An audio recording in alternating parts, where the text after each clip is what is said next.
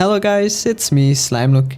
Today I finally went to Embers to go visit Hanako, but I obviously didn't take the normal way to get there. I instead managed to find an out of bounds way to get up the Embers building, and what I found up there was pretty interesting. But first, let's actually get there. Now the way to get inside this building is not as straightforward as you would think. Because around the whole area of the Embers building, there isn't a single spot to easily glitch inside it, and that is why we have to look to another building, which is none other than Mega Building H1. Because if we go inside it, we can quickly find out that the whole building is completely hollow on the inside, which also means that there are a lot of gaps that allow us to get under the map.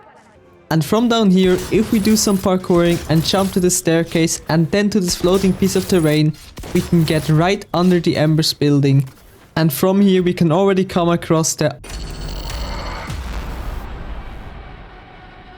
During the Street Kid prologue, we get tasked by Kirk to go retrieve a rail-filled car for him at the Embers Hotel.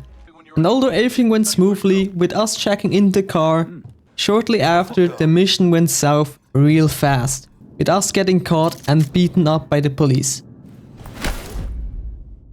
That prologue happened right here at the underground car park, right under the Embers building.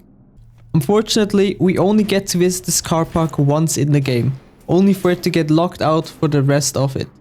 But we can actually get there again after the prologue, and a couple of things have changed since then.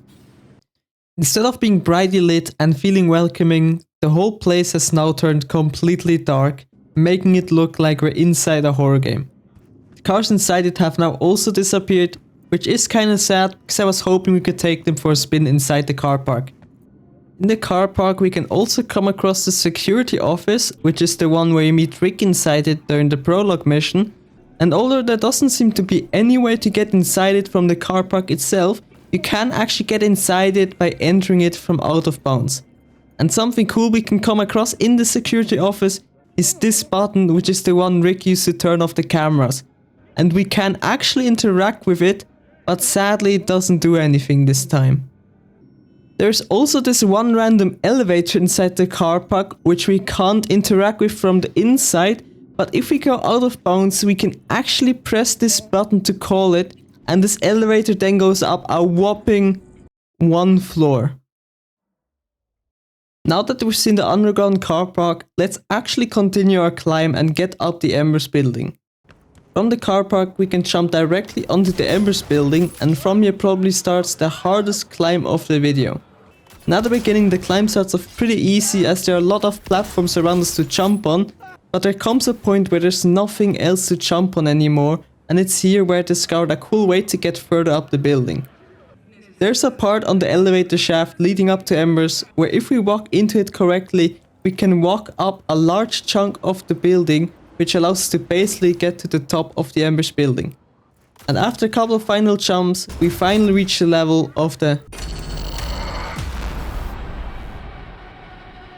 One thing we immediately notice after having made it up to the Embers Restaurant is all the floating people we can see right below it.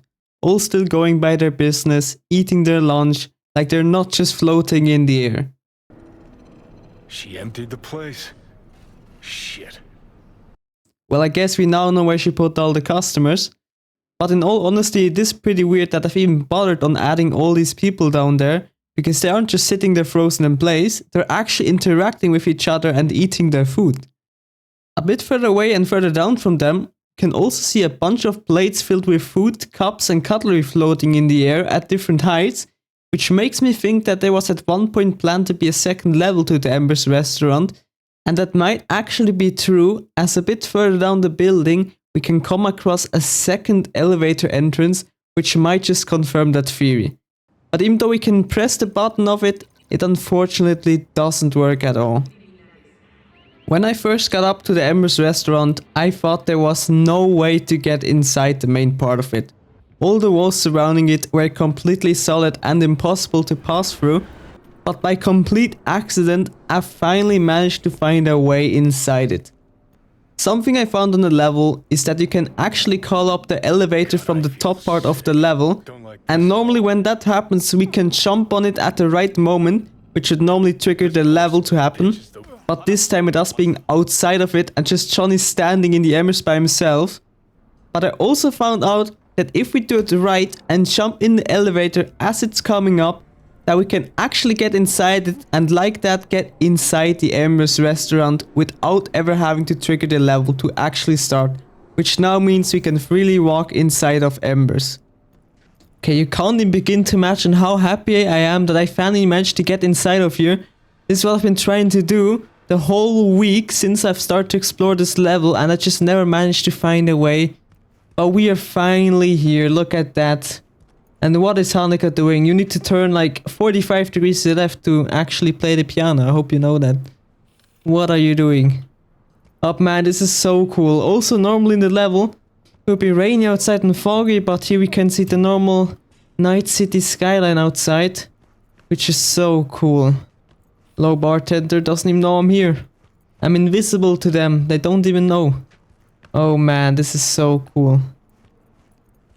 Inside the restaurant, we can also come across this waitress who's always walking to 2 specific locations on loop, but sometimes she just walks straight into solid objects without a care in the world, and also every time when she starts a routine, she just destroys her old tablet and gets a new one from out of nowhere. Something we also come across inside the Embers Restaurant is this door, which looks like it's interactable, though it's blocked off by an invisible barrier. But if we look from out of bounds, we can see that there is a kitchen hidden behind it. And I don't know if this is a place you visit during the regular playthrough, but I don't remember ever having gone there.